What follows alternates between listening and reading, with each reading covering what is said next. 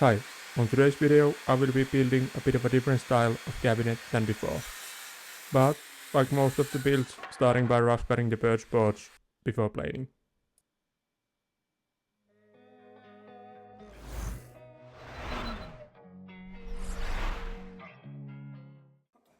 As this is quite big build, at least for myself, I was a bit curious how long it will actually take me to build this. As it is quite hard to remember the actual hours, as the work spans over multiple weekends and some evenings. I made it a habit with this one to keep track on the hours to see what the total would be at the end. So stay tuned to the end to see how long it took me and what I would estimate it would cost to get this piece made by a professional. Once all the boards were milled, it was time to start the glue ups. Again, using the in and out method to get good glue seams and try to get as flat panels as possible to minimize the need for hand planing, as my planer can't fit the panels. While the panels were in clamps, I could start preparing the legs. To do those, I need to rip cut these boards into two pieces that I can then glue up into thicker rectangular pieces. I did not cut the pieces to the final size to leave some room for planing the pieces after the glue up.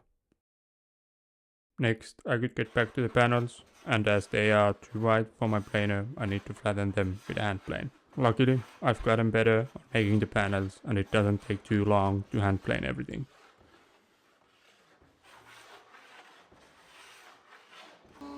And as I will be making two drawers for the cabinet, those pieces were small enough to be put through the planer to reduce the manual labor needed. Once all the panels were flat enough, I could start ripping them into the final size for the external pieces, as I need to adjust the internal pieces to fit with the back panel later. Then, after a quick change of blade, I can start cutting the pieces to the final length, starting with the external pieces and then using those pieces to determine the exact size for the internal pieces. Instead of using measurements from my plans, as mine are never too detailed, but even if they were, I would prefer this way, as some measurements might have small differences from the plans to the actual pieces. And while I'm doing that, I think this is a good spot to remind you that if you are enjoying the video, please give it a like, and if you want to see more videos like this, subscribe to the channel as well.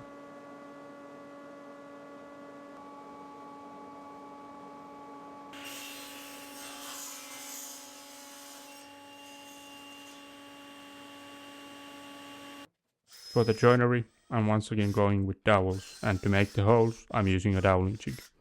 I would like to hear in the comments what type of joinery are you using. More traditional joinery, or maybe the Festool domino or something else.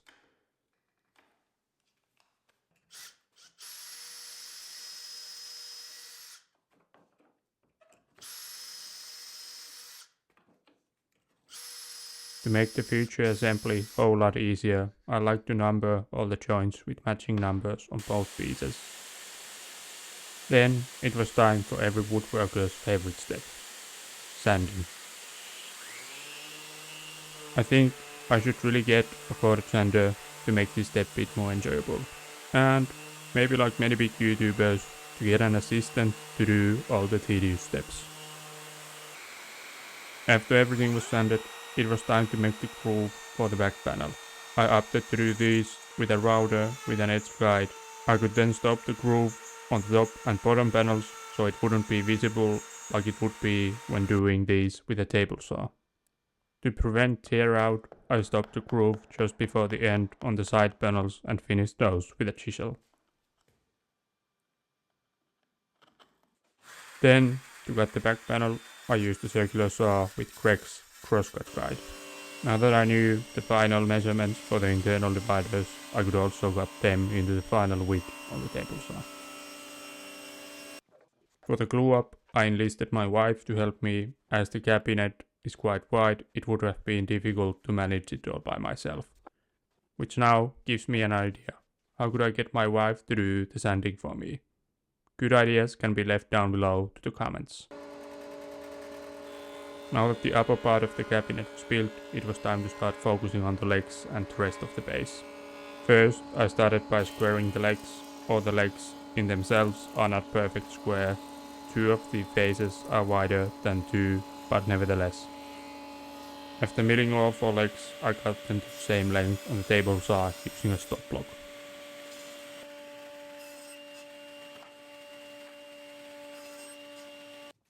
I also wanted to try to make some tapers to the legs, so I marked down on them where I would want the taper to start and how much I would take off from the bottom.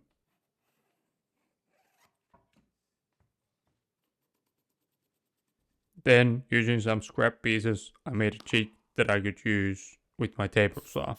I attached the 2 pieces that will add as a stop with a CA glue and activator, and to be sure I went and put in a couple of screws as well.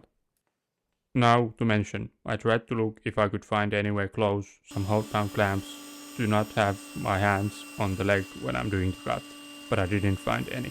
Then also, in hindsight, I would recommend if anyone making this kind of jig to make the bottom piece wider to have it a bit more secure by having more space to have your hands on.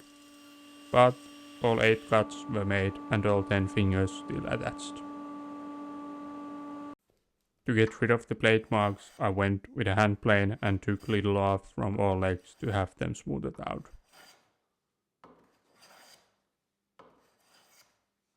Next, I could start ripping these strips, which would be the stretchers between the legs as well as the shelf that would be there. Then again, taking the actual measurements from the piece to get the stretchers to the right length, and then cross-cutting the rest of the pieces needed for the base.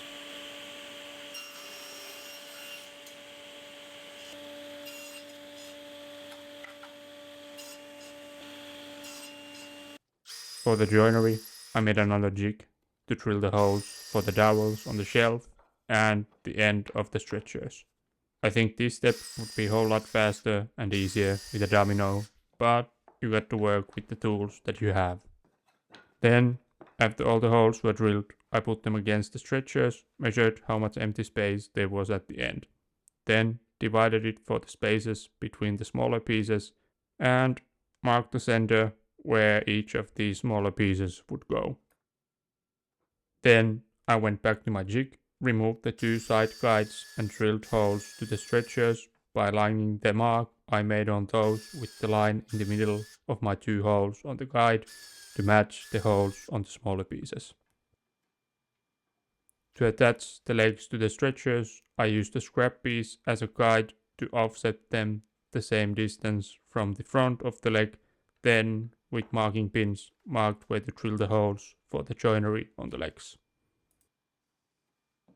Also, to mark the location for the shelf, I used a scrap piece as a guide to get the distance to be the same for all 4 legs, so it would be straight. To have the holes go straight, I did those on a drill press.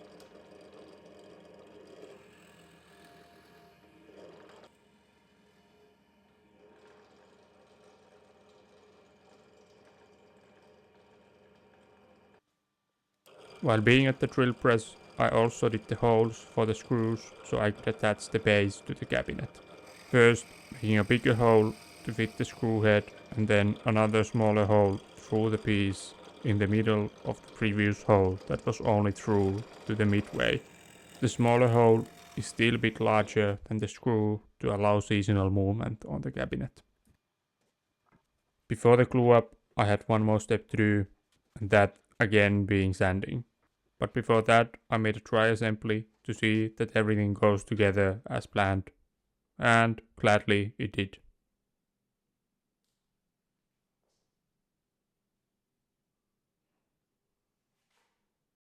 Then, again, with the help of my wife, I assembled the base in 2 stages.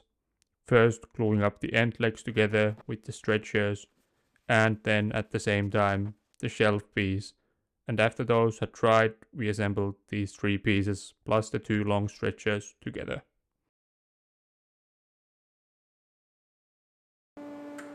Now I only had 2 more pieces missing, those being the drawers I mentioned earlier.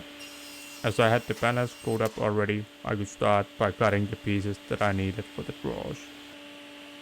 For the joinery, I decided to go with rabbet joints, as those are simple to make and create clean looking hardwood drawers. So with the table saw I got all the rabbets needed.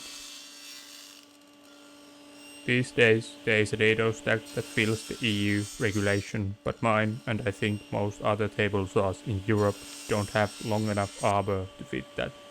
But let's see if those come more available here as well, then I might get one as well.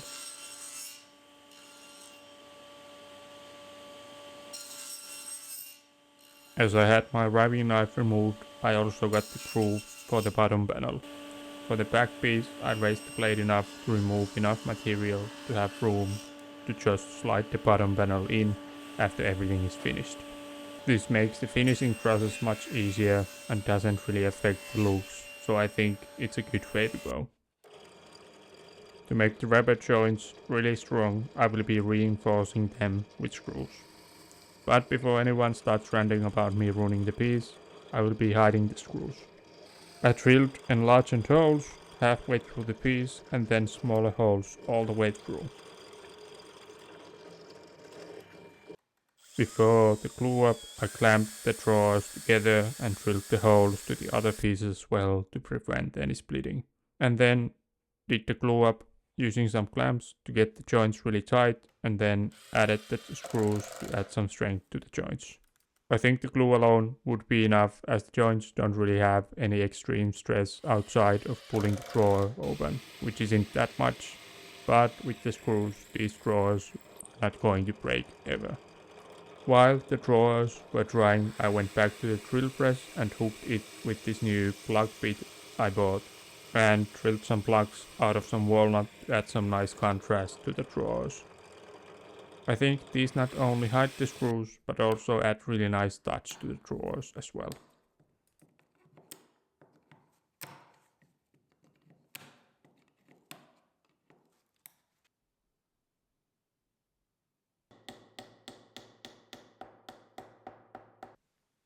After the plugs had been glued up and dried, I took out my Japanese bull saw and cut the excess off.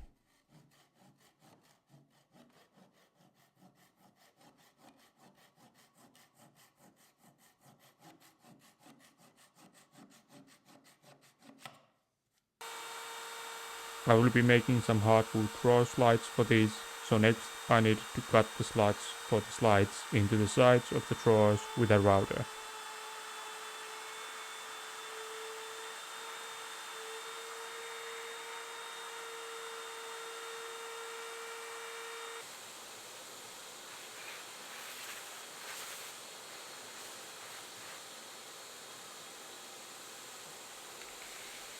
And while having the router out, I also made some custom wooden pulls for the drawers. Then it was some final sanding on the drawers and attaching the slides to the cabinet by using a scrap piece as a guide to set the slides to the correct height. I attached the slides with some wood glue and using some thread nails.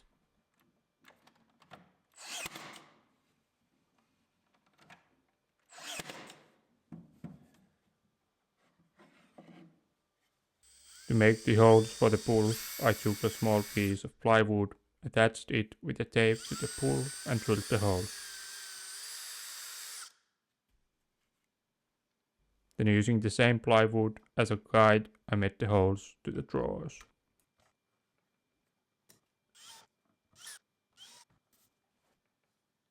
And then with a bigger bit, I drilled new holes on top of the old ones to again allow some seasonal movement. I've gotten a new small thing to the shop as well, and that is a marking iron with my logo. So now I can add nice finishing touch to my pieces by marking them with it. I think this adds a nice finish touch to the piece. Then it was on to the finish. On this piece I went again with Rubio monocoat in the color of bourbon, as this piece will be in the same space with the side tables and the TV stand that I made earlier. To add some contrast, I did finish the drawers on a lighter oil-based finish that I had on my shelf. Once the finish had a couple of days to dry, it was time to put everything together. First assembling the drawers, securing the bottom panel with some screws, screwing in the pull, and then adding the screws to hold the base to the cabinet. And finally, the cabinet was finished. I really like how it is and how it looks. It was nice trying out some new things as well. As I mentioned at the beginning of the video, that I wanted to keep track how long it took me to build this. In total, time spent spanned between month and a half, mostly on weekends and some evenings. The time I worked on this totaled at 50 hours, so it took me more or less 6 working days to build this. I don't really know if it is a lot or not. I would guess that a professional would make this bit faster than I.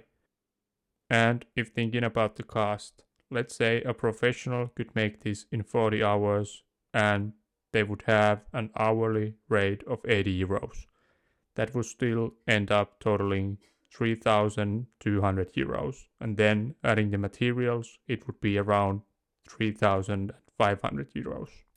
I don't know if these numbers bring any value to anyone, but at least I appreciate the work I've done. It's not as nice as a professionally made, but it will definitely outlast an IKEA furniture. That being said, if you made it this far, thank you for watching and I'll see you on the next one.